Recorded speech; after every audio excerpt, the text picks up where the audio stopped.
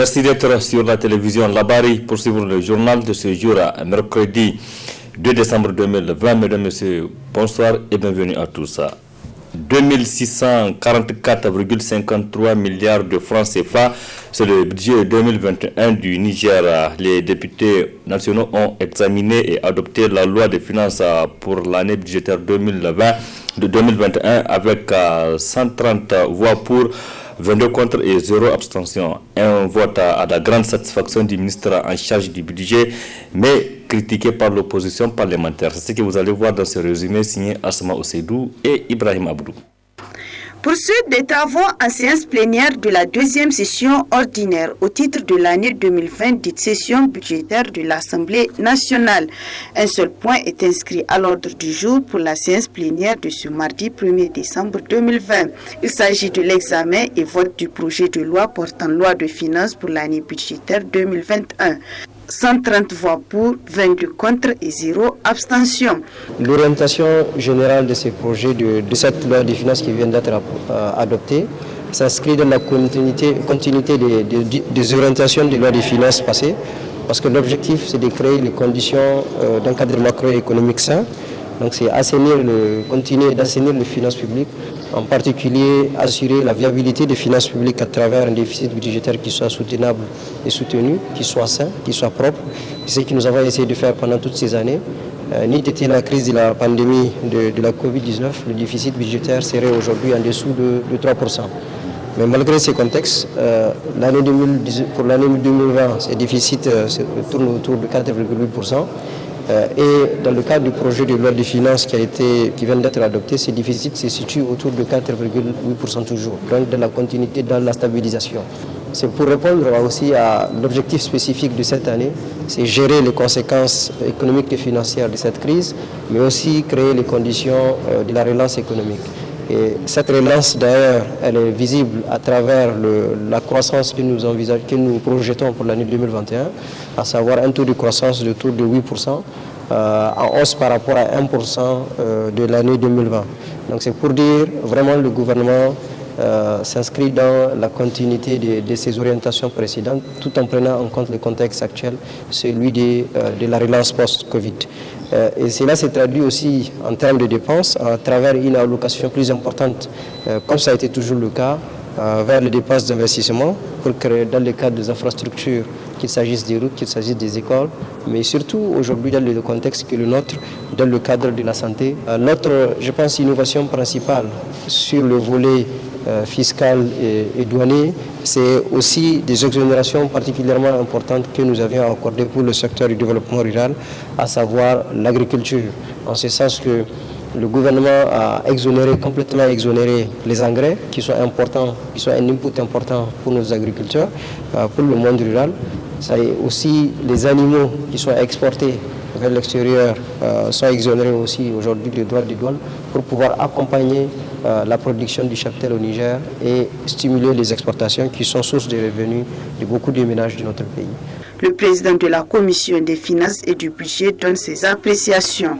Il s'agit d'un budget dont les sous-bassements, les différentes hypothèses de son élaboration sont convaincantes, en ce sens qu'il y a une certaine cohérence. Si vous regardez, le ministre des Finances en a largement parlé, le budget entre 2020 et 2021 n'a pas beaucoup varié. La variation n'est que de 130 milliards. C'est dire donc tout le réalisme qui caractérise la politique budgétaire du gouvernement. Il tient compte de l'environnement, il tient compte de la situation économique générale pour ne pas faire, si vous voulez, des budgets inflationnistes. L'opposition a également réagi après le vote de cette loi de finances. Le projet de budget ne cadre pas avec les aspirations légitimes du peuple nigérien. Et comme je le disais, c'est aux antipodes de la bonne gouvernance. Nous ne pouvons pas penser, nous ne pouvons pas imaginer que dans un pays pauvre, dernier en indice de développement humain, qu'au niveau de la présidence, que soit affecté des ressources d'une valeur de 170 milliards et que pour l'entrepreneuriat des jeunes, il n'y a que 121 millions qui ont été accordés à ce ministère. On ne peut pas imaginer que la jeunesse soit délaissée dans la répartition des ressources. Et les 170 milliards affectés au service de la présidence, c'est essentiellement des dépenses de prestige et dont le Parlement n'a aucun mainmise. Les travaux en séance plénière reprendront le jeudi 3 décembre 2020. Merci Assamaou Seydou. Recrudescence des cas du Covid-19 au Niger. La seule journée du mardi 1er décembre 2020, 38 nouveaux cas ont été confirmés. Une situation au cœur des préoccupations du gouvernement. Ce mercredi 2 décembre 2020, le ministre en charge de la santé publique avec les membres de son staff, donc il a animé une conférence de presse sur cette deuxième vague du coronavirus au Niger. Ce point de presse a été suivi et résumé par Nafisa Zakou et Sadoudoumi. C'est dans le but de comprendre la situation de la gestion de la COVID-19 au Niger, mais aussi et surtout éclairer l'opinion publique afin de renforcer les mesures de lutte que cette conférence de presse est animée par le ministre de la Santé publique.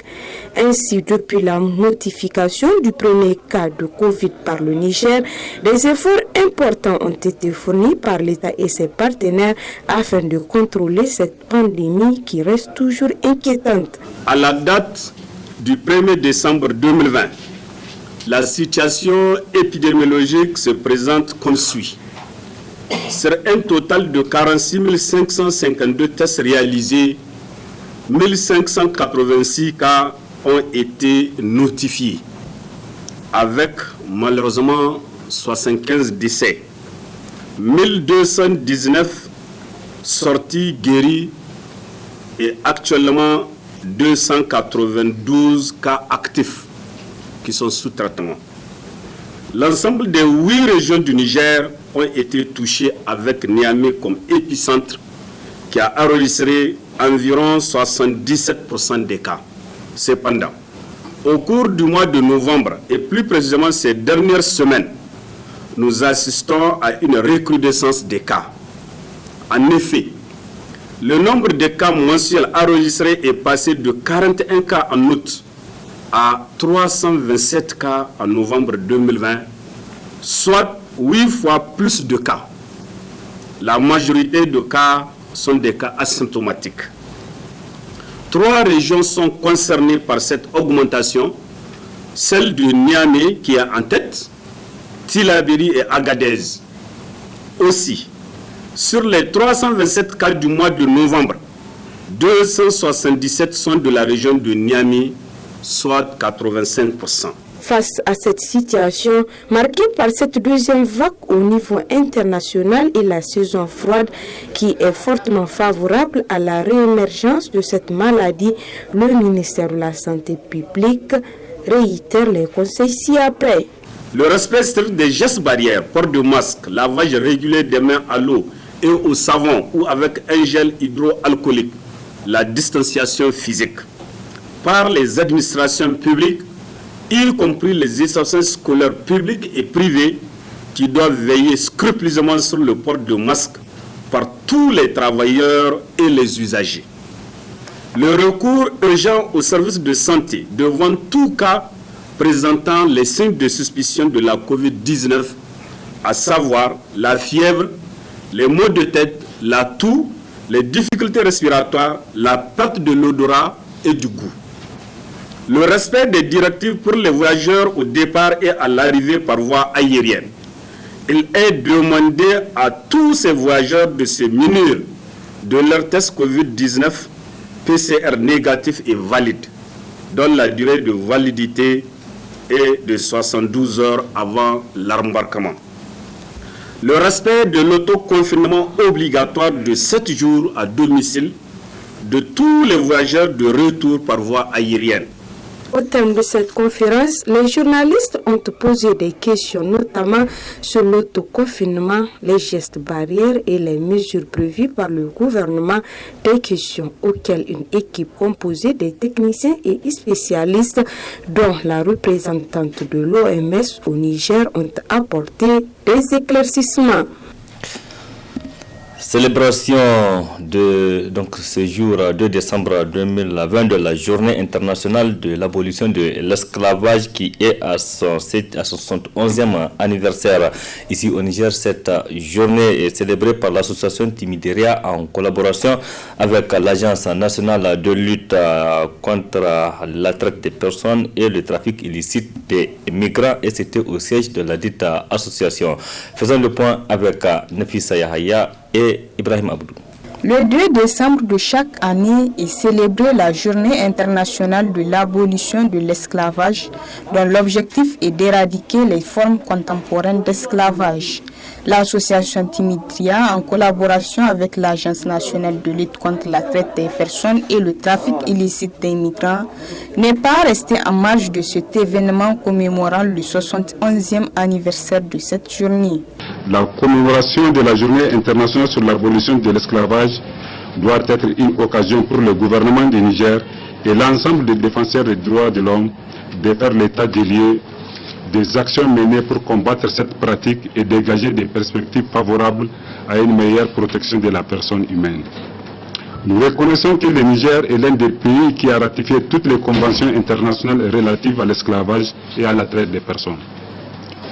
Malgré tous ces efforts, il reste encore des grands défis à relever, notamment l'application trop lente et timide de la loi criminalisant l'esclavage, le manque de création d'un fonds d'indemnisation des victimes et surtout le manque de protection des victimes de ces pratiques abjectes qui font de plus en plus de ravages ces dernières années. On a même l'impression qu'une idéologie de reproduction de l'esclavage est en train de se développer au Niger et dans d'autres pays du Sahel. Je peux citer au Niger quelques cas. Par exemple, le cas de Danki. Danki qui est un village à peu près 25 km de Niamey qui est composé de 245 chefs de famille où on les demande de déguerpir parce qu'ils seraient des descendants d'esclaves. Le 2 décembre coïncide aussi à la date d'ouverture de la campagne pour les élections générales au Niger. À cet effet, Timideria voulait bien savoir parmi tous les candidats à l'élection présidentielle ce qu'ils prévoient dans leur programme politique pour combattre, voire éradiquer l'esclavage, les formes de discrimination basées sur l'ascendance et les croyances sociétales. Occasion pour l'ambassadrice du Royaume-Uni, partenaire de l'association Timideria dans la lutte contre l'esclavage, de réaffirmer son engagement d'accompagner le Timideria dans cette action. Au Royaume-Uni,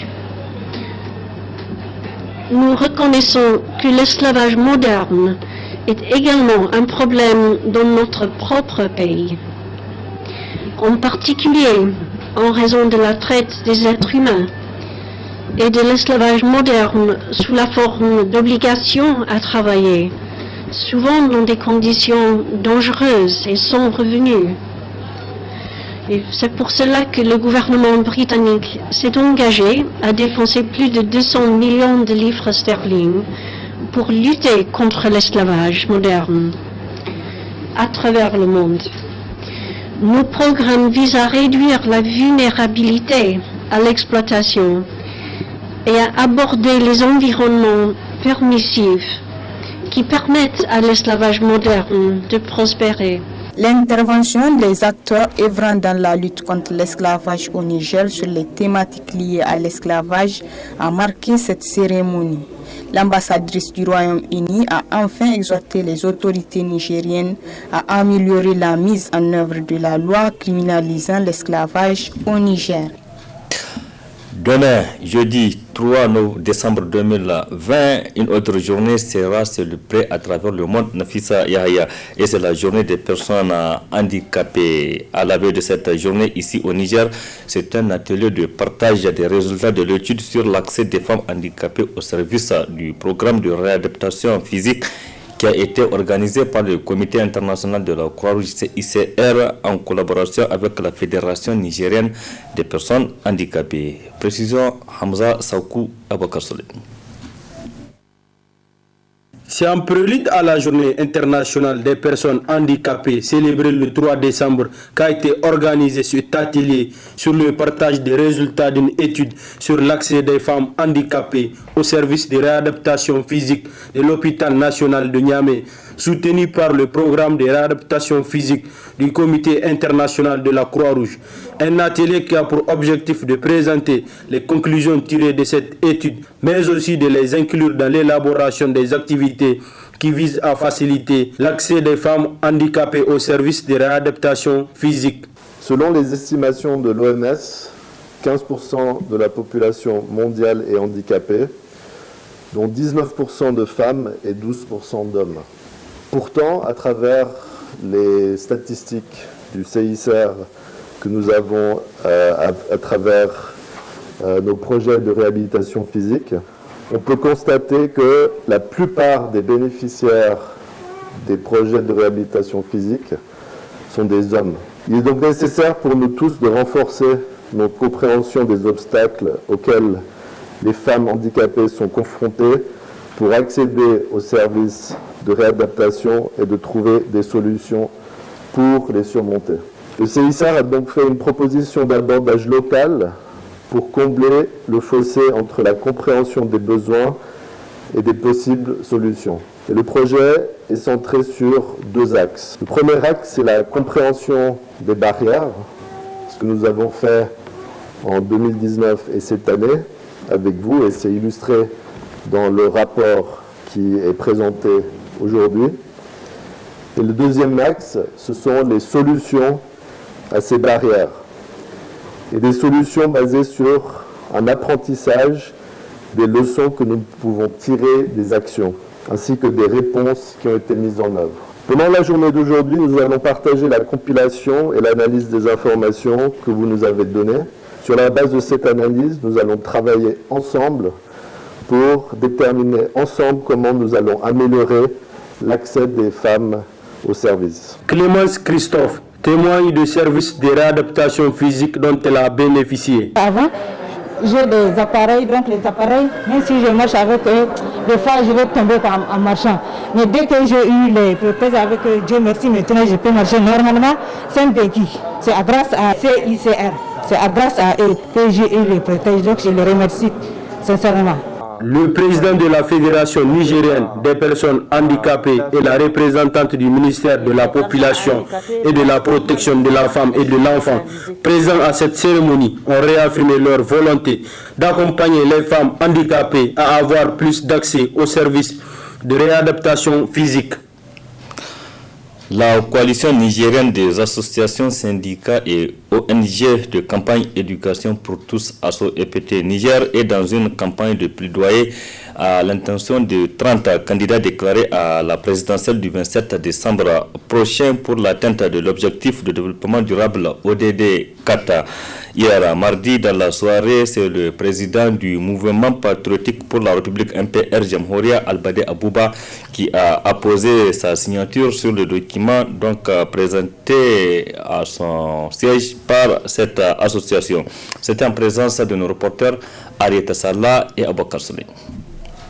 C'est en présence des membres du bureau politique de MPR Jamhouria que le président Albade Abouba, candidat à l'élection présidentielle, a signé le manifeste présenté à lui par la coalition ASSO EPT Niger. Cette initiative, la première du genre dans le secteur éducatif, est l'œuvre de la coalition des associations, syndicats et ONG de campagne éducation pour tous ASSO EPT Niger et consiste à amener les différents candidats à la présidentielle à s'engager pour l'amélioration de l'éducation au Niger une fois à la magistrature suprême. En tant que candidat à la magistrature suprême, accepterez-vous de prendre et d'honorer les engagements suivants une fois élu à la magistrature? Le premier engagement que nous proposons, financer l'éducation à hauteur de 25% du budget national au moins pour doter l'école nigérienne des moyens matériels et humains nécessaires au bon fonctionnement du système. Deuxième engagement, mettre fin à la contractualisation du système éducatif qui impacte négativement sur la qualité des enseignements-apprentissages. Troisième engagement, valoriser et rendre attractive la fonction enseignante. Quatrièmement, réguler et mettre fin à la prolifération des écoles privées au Niger qui constitue un frein et un accès équitable à une éducation de qualité et gratuite pour tous les enfants, notamment ceux des familles vulnérables. Cinquième engagement, Monsieur le Président, mettre un accent particulier sur l'alphabétisation et l'éducation non formelle à travers un financement conséquent et une prise en compte effective des données statistiques. Sixième engagement, garantir la continuité pédagogique aux enfants dans les zones d'insécurité. Septième engagement, assurer l'équité dans l'accès et le maintien des enfants dans le cycle scolaire, notamment pour les filles. Et enfin, le huitième engagement, convoquer les États généraux de l'éducation pour une meilleure gouvernance du système et l'amélioration de la qualité des enseignements apprentissage.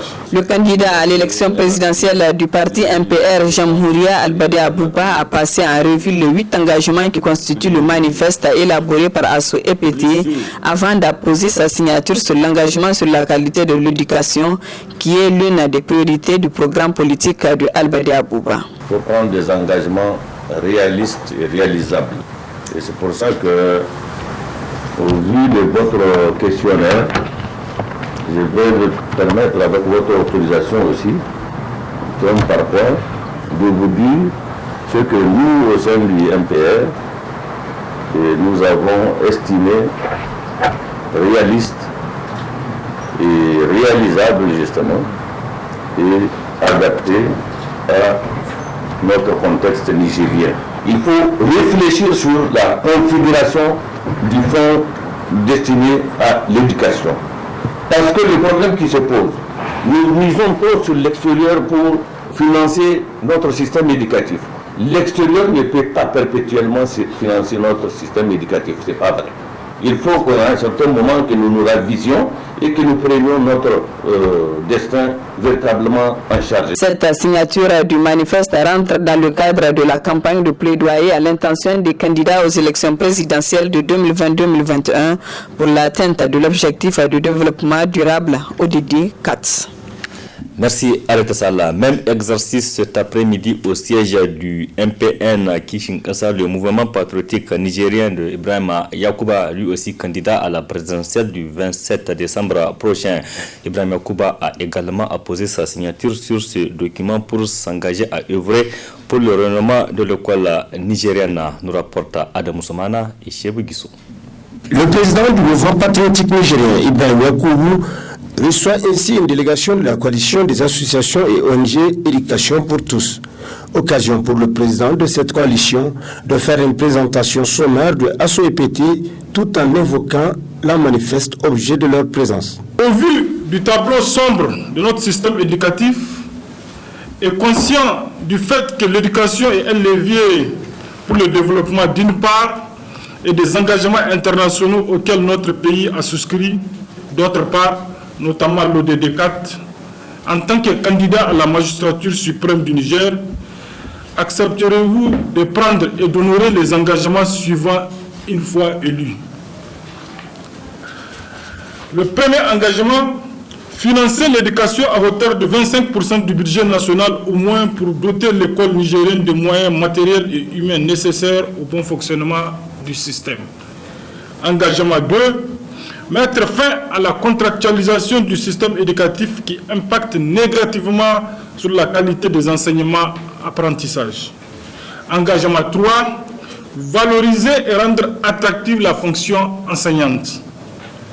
Engagement numéro 4, réguler et mettre fin à la prolifération des écoles privées au Niger qui constituent un frein et un accès équitable à une éducation de qualité et gratuite pour tous les enfants, notamment ceux des familles vulnérables.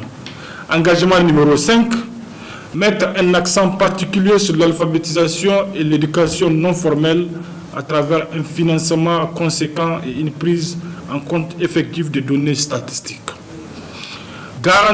Engagement numéro 6, garantir la continuité pédagogique aux enfants dans les zones d'insécurité. Engagement numéro 7, assurer l'équité dans l'accès et le maintien des enfants dans le cycle scolaire, notamment pour les filles. Engagement numéro 8, enfin, convoquer les états généraux de l'éducation pour une meilleure gouvernance du système et l'amélioration de la qualité des enseignements apprentissages. Le président du MPN Kishinkasa a loué cette initiative et promis d'œuvrer pour le rayonnement de l'école nigérienne. Je puis vous dire que tout ce qui concerne l'école publique, je le signerai les yeux fermés et je le réaliserai les yeux fermés parce que c'est la question fondamentale des sociétés de manière permanente depuis plusieurs années dans tout le pays. Si vous ne résolvez pas la question de l'éducation, il n'y a pas de base de développement. Il n'y a pas de base même de construction d'une nation digne de ce nom. S'en est suivi la signature de la manifeste par le président Ibrahim Yacoubou pour marquer son engagement ferme dans ce combat que mène ASSO-EPT. Restant toujours dans le cadre des élections ou en prélude à ces élections à venir au Niger, le studio Kalangu donne la parole aux citoyens pour s'exprimer sur leurs attentes, notamment, et c'est l'exemple de Ali Boukari. Il est un artisan qui exerce ici à Niamey. Il espère que ces candidats amélioreront leurs conditions de travail. On l'écoute.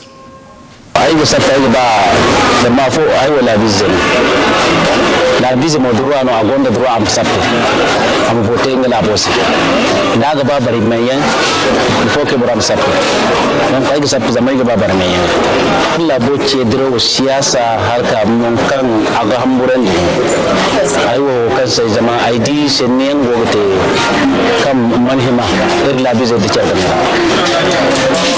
Nigérien est wo ergo wane dangala buci buci Niger wo famille pour l'onkai bore kulu gi charga donc famille pour l'onkom man tinu ngo fono kan dumi da dumi wone inga dumi wone ga yenge ir Niger sina wodi president je ergo ngo bataga illa bo amatum zamala bobu wodo bo tuga baga surtout irti fanno kan ngi be kata ay ir kan artisan son kan covid-19 fo beaucoup de gens ont été gâtés. Madame Yawai, il y a une quatrième client. Mantin Nigérien, il y a une quatrième client. Il y a un fond d'Abu Yawai Sibuka. So, qui n'a pas de fond de ferry, Ganda fond de Manfred. Al-Kasafo. Nous avons eu un peu de temps. Donc, il y a un président de Godafu et un fond de ferry. Et puis, il m'a fond de ferry, en tant que étranger, il y a Guinée exposé, Foyer, le fond de Félix. Vraiment, il y a beaucoup de camps, Imano. Il y a un cinde, il y a beaucoup à la Kota. Il y a beaucoup de la Boga. Il y a beaucoup à la Kota. Beaucoup de Hima à Mokoi voté à Mokoi. Il y a beaucoup de temps. Beaucoup de Yana Imano. Il y a beaucoup de Gaksine, il y a beaucoup de Gambay. Nous en venons à présent à notre rendez-vous hebdomadaire, la chronique judiciaire. Elle traite cette semaine sur le thème « Le contrat de travail à durée déterminée ». Et ce thème vous sera développé par Maître Suleiman Seydou. Il est avocat à la Cour. Très bonne réception.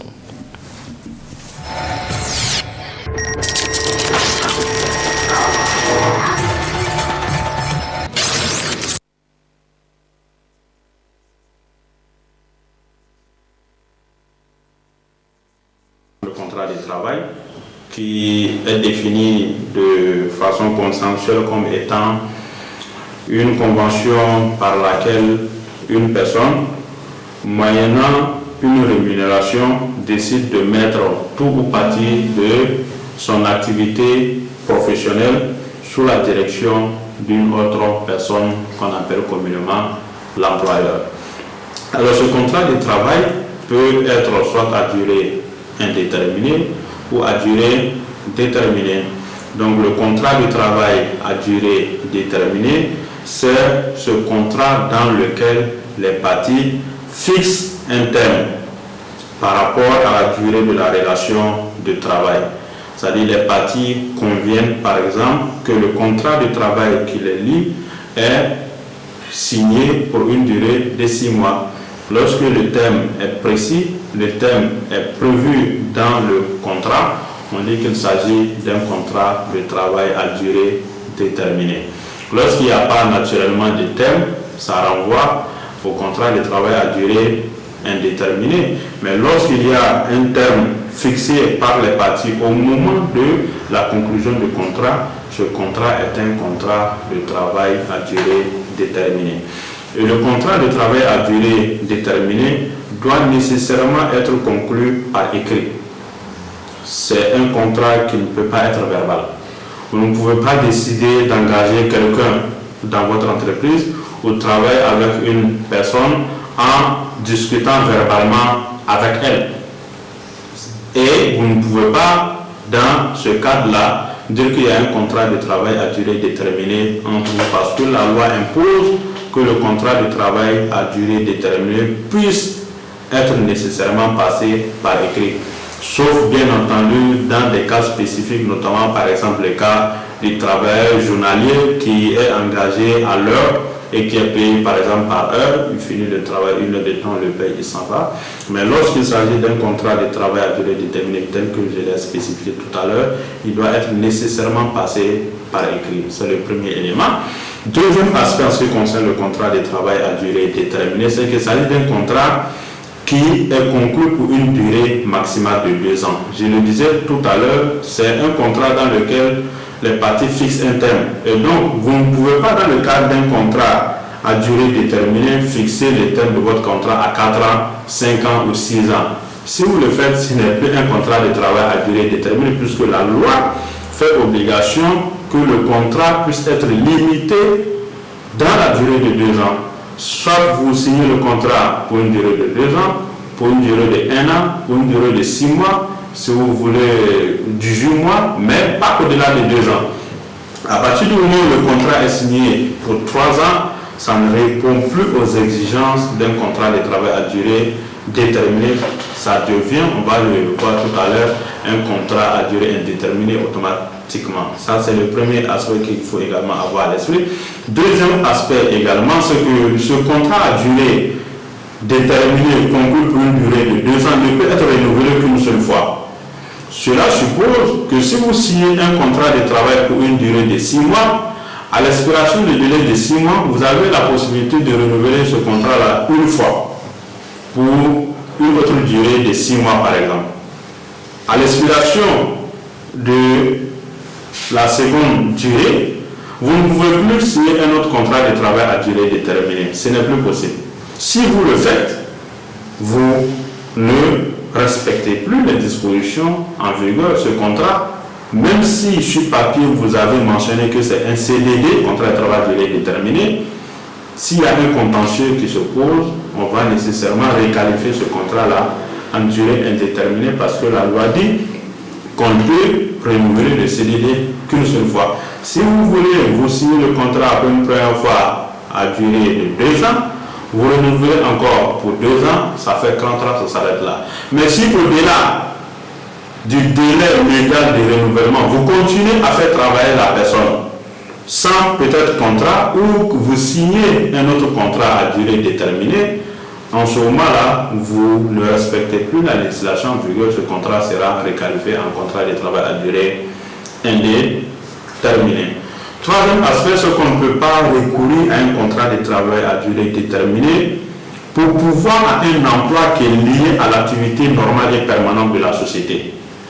Le contrat de travail, c'est pour des tâches bien spécifiques. Mais lorsque l'activité principale de votre société concerne une tâche bien précise, vous ne pouvez pas, pour cette tâche qui constitue l'activité principale de votre société, recourir à un contrat de travail à durée déterminée. Ce n'est pas possible parce que c'est votre activité normale, c'est votre activité permanente. Vous ne pouvez pas recourir à un CDD. Tout ce que vous pouvez faire, c'est de prendre la personne en CDI. Maintenant, on apprécie au cas par cas et en fonction de la société quelle est l'activité normale de la société et on vérifie est-ce que le contrat de travail n'est pas lié à l'activité normale de cette société-là. Si c'est le cas, si vous avez signé un CDD, on le requalifie en un contrat de travail à durée indéterminée. Alors, en ce qui concerne le CDD, la rupture du CDD, le CDD peut naturellement arriver à terme, si le CDD arrive à terme, les parties sont déliées de leurs obligations. Ou il peut y avoir des cas de force majeure qui justifient la rupture de votre contrat de travail, où vous pouvez d'un commun accord, l'employé et l'employeur, même si c'est un CDD, avant l'arrivée du terme, vous pouvez d'un commun accord décider de rompre la relation de travail, ou lorsqu'il y a une faute lourde qui intervient également, lorsqu'il y a une faute lourde, vous pouvez décider de mettre fin à votre contrat de travail. Alors lorsque le contrat de travail arrive à terme, vous n'avez pas droit à des indemnités. Vous n'avez pas droit à des indemnités de licenciement, encore moins à des indemnités de préavis dans le cadre d'un contrat de travail à durée déterminée. Mais par contre, si avant l'arrivée du terme et l'une des parties rompt le contrat, en ce moment-là, ça peut donner lieu à des dommages et intérêts. Si vous signez un contrat de travail à durée déterminée, par exemple d'une durée d'une année, et qu'au 6e mois, l'employeur décide de rompre le contrat, et que la rupture n'est pas fondée sur un cas de force majeure ou un cas lié à une faute lourde, vous pouvez bien entendu convoquer votre employeur devant les juridictions et il peut être condamné cette fois-ci à vous payer des dommages et intérêts qui doivent pouvoir correspondre aux avantages que vous allez avoir si le contrat n'avait pas été rompu en cours de route. Donc si c'était un contrat d'une année et qu'au 6e mois, votre employeur décide de rompre le contrat, vous avez droit à des dommages et intérêts qui doivent être l'équivalent des 6 mois de salaire que vous aurez dû passer dans l'entreprise. Et c'est la même chose lorsque c'est l'employé qui décide de partir. Dans un contrat de travail à durée déterminée, l'employeur peut décider de quitter peut-être parce qu'il a eu un poste bien plus avantageux ailleurs ou parce qu'il a eu une autre proposition qui est plus alléchante. Alors qu'il est en CDD avec quelqu'un, il peut décider de rompre et d'aller continuer sa relation de travail. S'il le fait également, son départ, si ça cause un dommage, un préjudice à l'entreprise, à la société, l'employeur peut également poursuivre cet employé pour la faute. Le dommage qu'il aura à subir du fait de son départ avant l'arrivée du terme de son contrat de travail. Alors, voici ce qu'il y a de dire substantiellement, mais comme je l'ai dit, un contrat de travail à durée déterminée peut être requalifié en un contrat de travail en durée indéterminée. Ça, c'est l'article 63 qui l'a prévu. Lorsque le CDD ne respecte pas les conditions qui ont été prévues par la loi. Lorsque le contrat est conclu oralement, on requalifie automatiquement en CDI. Si le contrat a été conclu pour une durée qui excède les 2 ans, on requalifie. Si le contrat a été renouvelé plus d'une fois, on requalifie. Et si on requalifie le contrat en contrat de travail à durée indéterminée, la rupture de ce contrat doit obéir aux règles du licenciement, notamment demande d'explication, préavis, motif légitime sérieux. Si tout cela n'est pas respecté, vous avez droit à des dommages et intérêts, à des indemnités de licenciement, des préavis et autres. Voilà ce qu'il faut retenir substantiellement sur le contrat de travail à durée déterminée.